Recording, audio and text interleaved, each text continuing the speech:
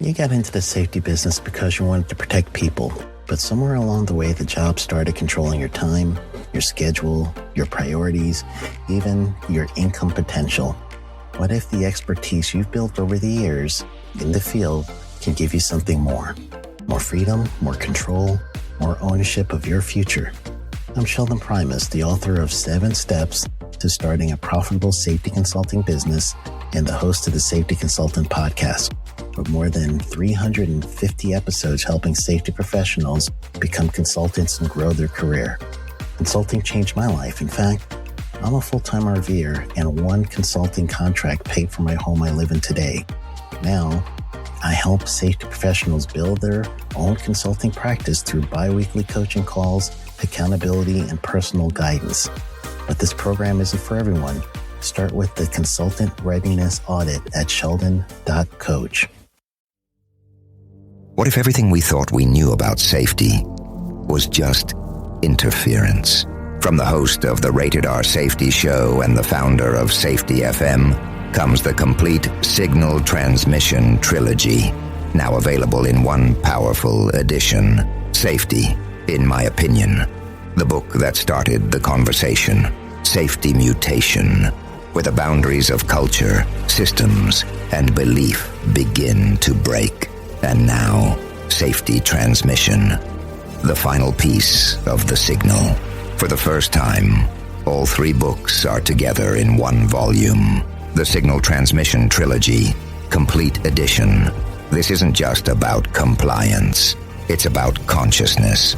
It's about decoding the way we think, lead, and live, inside and outside the system. Whether you've been following the signal since the beginning or you're just now tuning in, this is the version to own. Search Signal Trilogy on Amazon or visit safetyfm.com to get your copy now.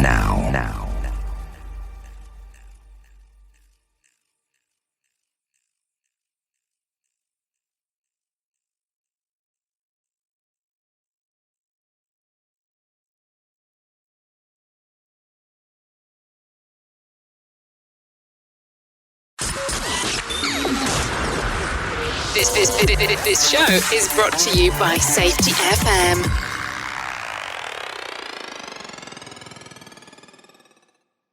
The following program is rated for mature audiences and may contain adult language, adult situations, and frank safety discussions. The names and certain details have been changed to protect the safe and the unsafe. But believe me, every item in here is true. The Safety Stump Speech. Today on Safety Wars. I'm often told that I should have a Safety Stump Speech. Sounds good, but I tell you, one speech ain't enough. Like on our previous episode, you need to have all this stuff prepared ahead of time. You need to size up your workforce, get to know them, then deliver a speech. A canned speech is exactly that, a canned speech. It doesn't motivate anyone unless they are into canned speeches. Here's the problem with most of the ones I hear. They sound great, but they're not believable at all, and usually they get very preachy. It's a common fallacy to think that what we find interesting, other people will. We think, well, what motivates me is what motivates others. It ain't true.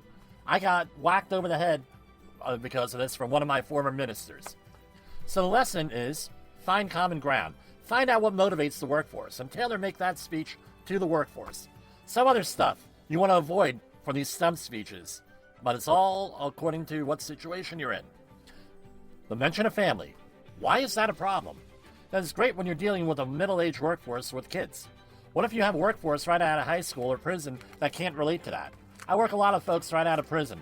Going home to family sounds great, and it works for me, but not for many workers. It's also very hackneyed. Think about this. What if someone hates their family? It's more common than you think. An alternative to all of this might be, hey, how about a loss of income? Unfortunately, everyone likes money, and it can be a good motivator, although not the only one. Religion. Be careful of this. I use this one only when the person's religious beliefs are congruent to mine and we know each other. HR may have an issue with this, but for a one-on-one motivational talk, it might be just the thing you need. I did use a variation of the golden rule one time. I had one guy named Bogdan who did not want to work safely and told me, I am not the foreman. I will not tell anyone or correct anyone because it is not my job. He did this to cut me down in the middle of a class of about 40 people. I knew him and I asked, hey, Bogdan, does your son still work here. He had a 16 or 17-year-old son working for the company. A summer job type of thing. If he was doing something wrong that would get him hurt, would you want someone else to point that out to him? He said, yeah. I said, so, if you expect that of your coworkers, why wouldn't you want to reciprocate? These men or women are someone's son, father, brother, sister, mother, spouse, whatever. After this little speech here, he was one of the biggest supporters of safety and remains so today. The bottom line, find out what motivates your workforce and go from there. Again, I was prepared for this, and I had this prepared way ahead of time. Here is another situation I had to face many times. A normal stump speech would not work, and here I was pitting worker against worker. It's a very high-risk endeavor. I was hired to come in and help a company with a situation. They had a major catastrophic loss. One of the root causes, and I hate that term because it's for machines and not people, was that the corporate culture was against safety. C-suite wasn't against safety, at least to my face, but the workforce and mid-level managers were, because of that servile safety person that I was replacing and the dictator that we always complain about. The fact was that they were looking at severe penalties from this situation. Lawsuits, OSHA citations, and a whole bunch of other stuff. So I led a couple of safety audits. We would call them learning teams today, and the vitriol, the hatred, and the negative comments I received were unbelievable. This is the situation. You have a workforce that is against safety, against working safety, a little bit machismo, as they said in another age. They are risk takers. They want to egg someone on. That means urging or encouraging someone to do something that is usually foolish or dangerous. It was encouraged by management, especially the mid-level management, not so much the C-suite. How do you think I handled this? I took on a very high-risk way of dealing with this, but I thought it was worth the risk and the rewards. I had the workforce in a room. I told the management to be ready with what they were going to say, and I would give them a great segue. I asked them to stand up, look to the person to their left, look to the person to their right, look at the person in front of them and behind them, and say their name out loud. They thought it was hysterical, and the looks I got were like, well, where's he going with this? This sounds stupid. Once they calmed down, I then asked them to ask the person to their right, will you pay my bills when I get hurt because of you encouraging me not to work safely? I also had a couple of questions that I won't share for them. There was a complete silence in the room.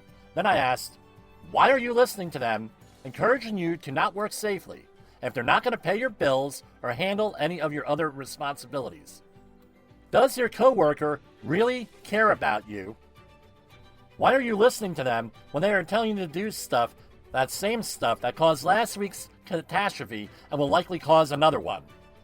People were pissed, to say the least. But in me pissing them off, I gave them something to think about and talk about. And believe me, they're still talking about it. I said something that they could not plan for ahead of time. I did something that most people would not do, and guess what?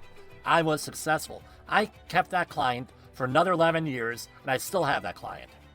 The manager then gave the folks the talk that changed things, hopefully for the good. That was one of the beginning steps to change the corporate culture significantly.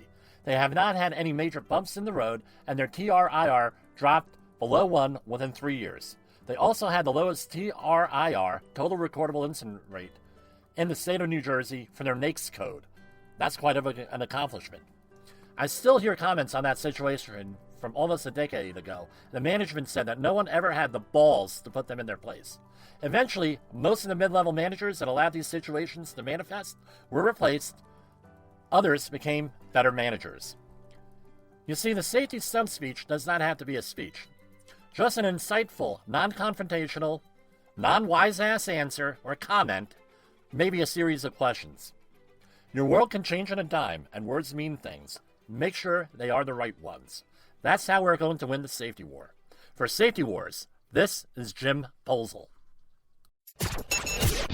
The views and opinions expressed on this podcast are those of the host and its guest and do not necessarily reflect the official policy or position of the company. Examples of analysis discussed within this podcast are only examples. They should not be utilized in the real world as the only solution available, as they are based only on very limited and dated open source information. Assumptions made within this analysis are not reflective of the position of the company. No part of this podcast may be reproduced, stored in a retrieval system, or transmitted in any form or by any means, mechanical, electronic, recording, or otherwise, without prior written permission of the creator of the podcast, Jay Allen. You got into the safety business because you wanted to protect people, but somewhere along the way, the job started controlling your time, your schedule, your priorities, even your income potential. What if the expertise you've built over the years in the field can give you something more? More freedom, more control, more ownership of your future. I'm Sheldon Primus, the author of 7 Steps to Starting a Profitable Safety Consulting Business and the host of the Safety Consultant Podcast, with more than 350 episodes helping safety professionals become consultants and grow their career. Consulting changed my life. In fact, I'm a full-time RVer, and one consulting contract paid for my home I live in today. Now, I help safety professionals build their own consulting practice through bi-weekly coaching calls, accountability, and personal guidance. But this program isn't for everyone. Start with the Consultant Readiness Audit at sheldon.coach. What if everything we thought we knew about safety was just interference? From the host of the Rated R Safety Show and the founder of Safety FM comes the complete Signal Transmission Trilogy, now available in one powerful edition. Safety, in my opinion, the book that started the conversation. Safety Mutation, where the boundaries of culture, systems, and belief begin to break. And now, Safety Transmission, the final piece of the signal. For the first time, all 3 books are together in one volume. The Signal Transmission Trilogy, Complete Edition. This isn't just about compliance. It's about consciousness. It's about decoding the way we think, lead, and live, inside and outside the system. Whether you've been following the signal since the beginning or you're just now tuning in, this is the version to own. Search Signal Trilogy on Amazon or visit safetyfm.com to get your copy now.